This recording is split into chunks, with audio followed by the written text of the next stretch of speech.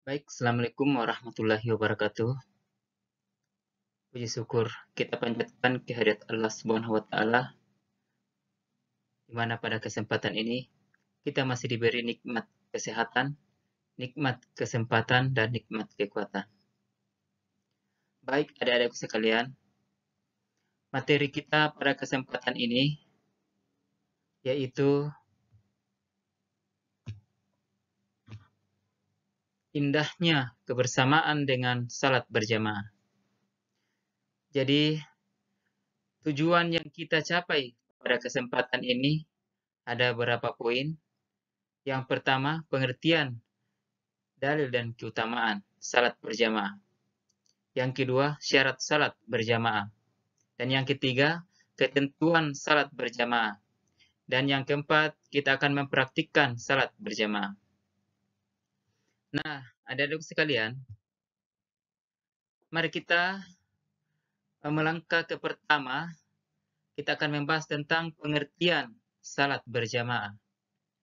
Tentu adik-adik sekalian sudah paham atau ada beberapa yang sudah mengerti tentang pengertian salat berjamaah. Jadi, salat berjamaah adalah salat yang dilakukan secara bersama, dipimpin oleh yang ditunjuk sebagai imamnya. Atau biasa dikatakan bahwa salat berjamaah adalah salat yang dilaksanakan secara bersama-sama, ada imam dan ada makmum. Baik, kita berlangkah ke selanjutnya. Adapun dalil dan keutamaan salat berjamaah, yaitu diriwayatkan oleh hadis riwayat Bukhari dan Muslim, yang artinya Rasulullah Shallallahu Alaihi Wasallam bersabda, salat berjamaah lebih utama dari salat sendirian dengan 27 derajat. Yang berikutnya,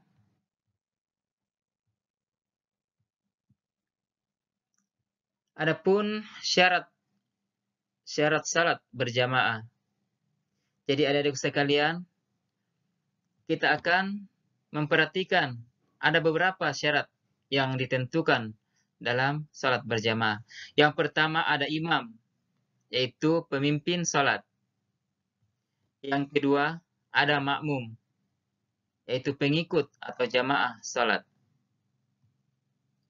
Yang ketiga, dikerjakan dalam satu majelis atau tempat. Dan yang berikutnya, salat makmum sesuai dengan yang ditentukan. Selanjutnya, kita akan memperhatikan bagaimana posisi-posisi salat berjamaah. Seperti yang ada di depan yaitu imam. Yang di belakang yaitu makmum. Adapun pengertian dari imam, yaitu imam adalah orang yang memimpin salat berjamaah. Syarat menjadi imam ada beberapa syarat. Yang pertama, sudah balik. Yang kedua, fasih dan hafalan bacaannya salat. Yang ketiga, bukan orang yang dibenci oleh jamaah. Yang ketiga, mengetahui syarat dan rukun serta hal yang membatalkan salat. Yang kelima, imam pria untuk pria dan wanita, sedangkan imam wanita untuk wanita saja. Kita melangkah ke selanjutnya, anak-anak sekalian. Adapun kategori-kategori menjadi makmum, kita akan mengertikan apa itu makmum. Makmum adalah orang yang mengikuti imam dalam salat berjamaah. Adapun syarat-syarat menjadi makmum, di antaranya yang pertama, berniat mengikuti imam. Yang kedua, tidak mendahului gerakan imam. Yang ketiga, salatnya sesuai dengan salat imam. Yang keempat, mengikuti imam dalam segala gerakan salat. Yang kelima, berada di belakang imam dalam satu majelis. Dan yang keenam, tidak bermakmum kepada imam yang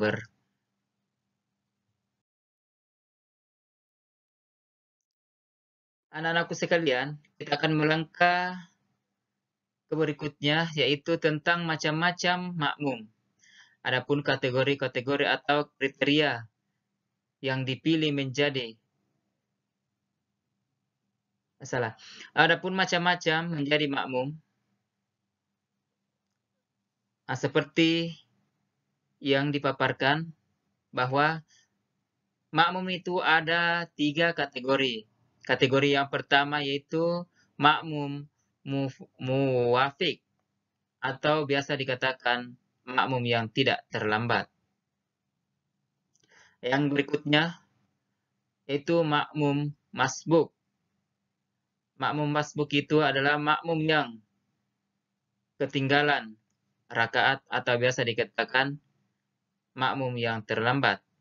Yang berikutnya makmum mufarriq. Makmum mufarriq yakni makmum yang menyalahi gerakan imam.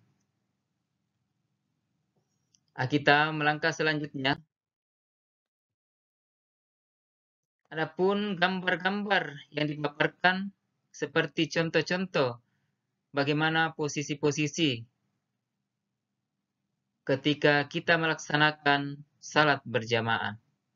Ada bagian A, bagian B, bagian C, bagian D, dan bagian E. Dan jumlah-jumlah yang ikut melaksanakan salat secara berjamaah. Ketika jumlah cuma 2 orang, maka imam dengan makmum sejajar. Selanjutnya bagian B, seperti yang kita ketahui bahwa ketika 3 yang melaksanakan salat secara berjamaah, maka imam di depan dan 2 makmum di belakang imam. Begitupun selanjutnya, seperti gambar-gambar yang kita tayangkan. Baik, kita akan lanjut materi.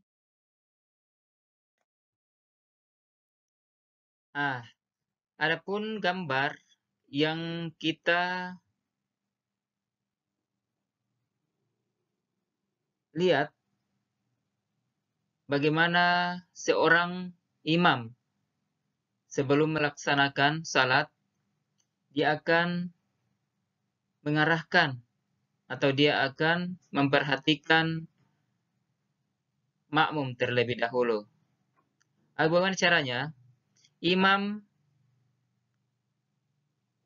merapatkan atau meluruskan barisan makmum terlebih dahulu agar salatnya sempurna. Baik, anak-anak sekalian, kita akan lanjut bagian berikutnya, yaitu salat-salat yang bisa dikerjakan secara berjamaah. Jadi, salat-salat yang dikerjakan secara bersamaan atau bersama-sama. Yang pertama, salat fardu, yaitu subuh, zuhur, asar, maghrib, dan isya. Yang kedua, salat Jumat. Yang ketiga, salat tarawih. Yang keempat, salat Idul Fitri dan Idul Adha. Yang kelima, salat jenazah. Yang keenam, salat istisqa atau salat untuk meminta hujan. Yang ketujuh, salat gerhana bulan dan gerhana matahari. Yang kedelapan, salat witir. Jadi ada 8 poin salat-salat yang kita kerjakan secara bersama-sama atau berjamaah.